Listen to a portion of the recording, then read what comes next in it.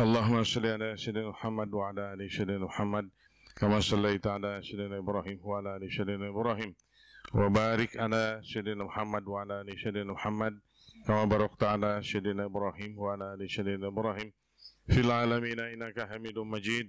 Ilahi anta maqsudi wa ridhaka matlubi atini mahabbataka wa ma'rifataka arhamar rahimin. A'udzu billahi minasyaitonir rajim. Bismillahirrahmanirrahim. Qul huwallahu ahad, Allahus samad, lam yalid wa lam yulad wa lam yakul lahu kufuwan ahad. Alhamdulillah wa syukur ala ni'amillah, ibu-ibu sekalian, kita bisa masuk ke dalam halaqah zikir ini atas kehendak Allah Subhanahu wa taala, atas kudrah Allah Subhanahu wa taala, kekuasaannya, atas kegagahannya kita digiring untuk mengambil sesuatu pahala yang terbesar yang Allah berikan, Allah siapkan kepada kita semuanya, dan untuk bekal di akhirat nanti. Alhamdulillah, sekali lagi kita syukur kepada Allah Ta'ala. Allah memberikan kesempatan-kesempatan dan Allah berikan kepada kita sesuatu yang kita bisa nikmati di akhirat, dan insya Allah di dunianya juga Allah memberikannya. Ibu-ibu sekalian dan para sahabat, kita mengaji tentang tauhid. Tadi malam pun sudah dimulai mengaji tentang tauhid, dan saya sudah banyak menerangkan tentang itu.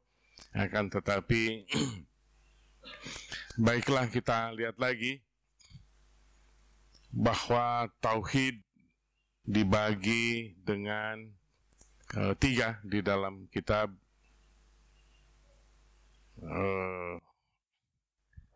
Al-Lumah. Kitab Al-Lumah ditulis oleh Syekh Abu Nasr As-Saraj, dan di sana banyak menerangkan tentang hal-hal yang mencakup kebutuhan kehidupan manusia untuk di dunia dan di akhirat nanti, dan diberikan percontohan-percontohan. Baiklah, tauhid itu diberikan kepada kita sebuah dalil yang kokoh. A'udzu billahi minasyaitonir rajim. Qul huwallahu ahad, Allahus samad, lam yalid wa lam yulad wa lam yakul lahu kufuwan ahad. Allah itu ahad, esa. Berarti manusia yang bertauhid, dia harus mengesahkan Allah Subhanahu wa taala, bersih dari yang lain. Inilah dia tauhid. Tauhid sejati. Saat manusia berpulang, harus menegakkan tauhid semurni-murninya apabila manusia ingin selamat di akhirat.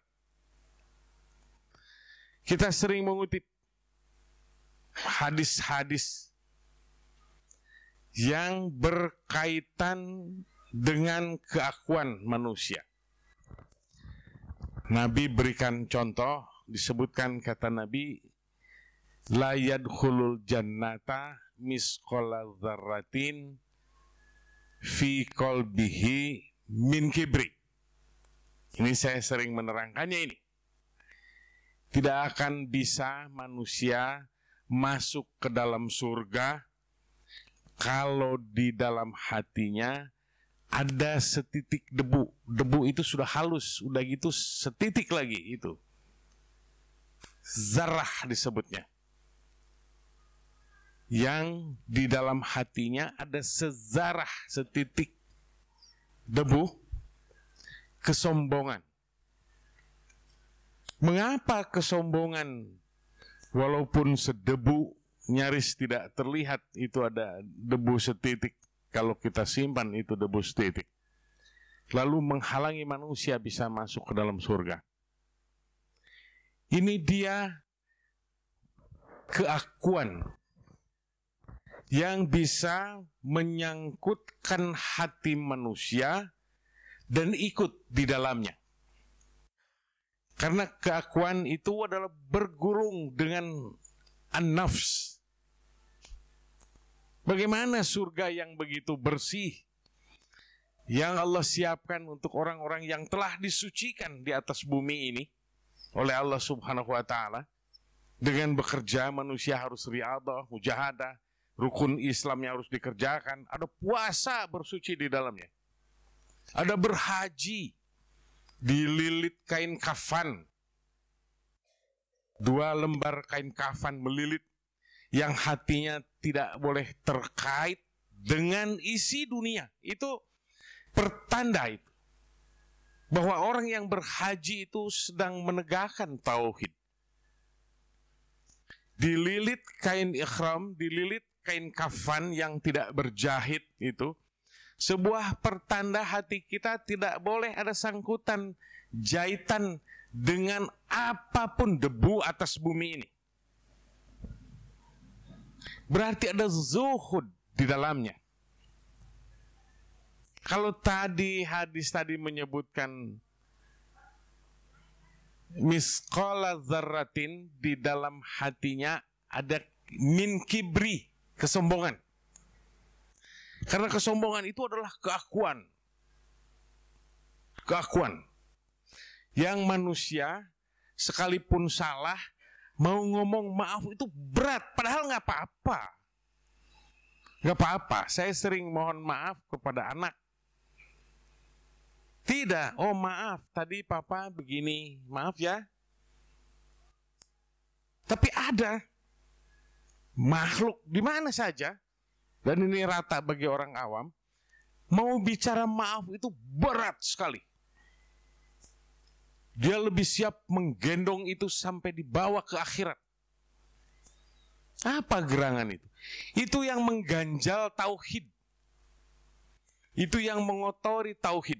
Ujub, riya, sum'ah, takabur, ini penyakit yang besar-besar saja ini. Ada kibir di dalamnya. Itu bersaudara semuanya itu, penyakit hati itu. Bersaudara dengan keakuan kita. Jadi tauhid, tidak ada tauhid tegak. Tidak ada fana. Manusia bisa menghadap kepada Allah Subhanahu wa taala dengan menyingkirkan sifat insaniah.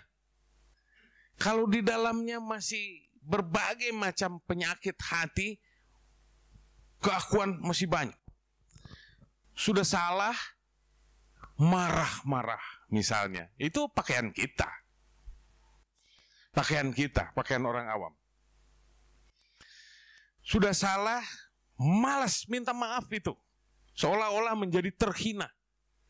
Perasaan terhina itu adalah penyakit hati yang bercokol berupa keakuan, berupa kesombongan. Kesombongan itu adalah sifat syaitoniah. Dia bersahabat dengan syaitan. Bagaimana dengan tauhid yang jauh itu? Belum lagi penyerahan total kepada Allah Ta'ala. Banyak kisah-kisah para nabi yang keseluruhannya menunjukkan total keberserahan kepada Allah Subhanahu wa taala. Nabi Ayub misalnya diberikan sakit kudis, borok. Terus berserah kepada Allah Subhanahu wa taala. Setinggi-tinggi keadaan Nabi Ayub, tingkat ruhaniah Nabi Ayub, tidak meminta sesuatu apa-apa. Karena ini kehendak Allah Subhanahu wa taala. Ini tawakal atau tawakul harus diraih oleh kita. Lalu berbanding dengan kita, bagaimana kita mau berserah? Ada sesuatu saja yang tidak cocok dengan keinginan kita, tidak cocok dengan harapan kita, tidak cocok dengan angan-angan kita, kita meronta-ronta terus. Tidak ada keberserahan. Ya Allah, sesungguhnya aku terima ini. Karena apa arti rontaan gerangan? Kalau itu belum Allah tentukan. Seluruhnya atas kudrah Allah subhanahu wa ta'ala. Kita bisa bergerak, berusaha, karena Allah memberikan gerakan kita untuk berusaha. Ada lagi orang yang berusaha, terus sekeras-keras berusaha, juga belum berhasil. Ada lagi orang yang hidup leha-leha begitu, dihina oleh orang lain. Memangnya rizki akan datang. Dengan kamu diam saja, dapat sesuatu.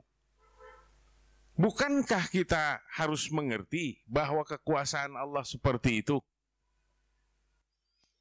Tetapi rontaan-rontaan kita ini adalah hawa nafsu kita yang menghalangi, mengotori tauhid kita. Saat kita berhaji, tidak boleh kita meronta-ronta.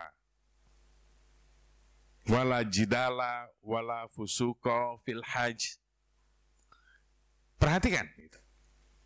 Tidak boleh jadal, tidak boleh berbuat fasik, kejahatan di dalam berhaji. Karena berhaji total menyerah. Bagaimana kita menyerah? Tiba-tiba kita tidak pernah riyadhah di sini, tidak pernah mujahadah, tidak pernah terus-menerus dalam keadaan berzikir.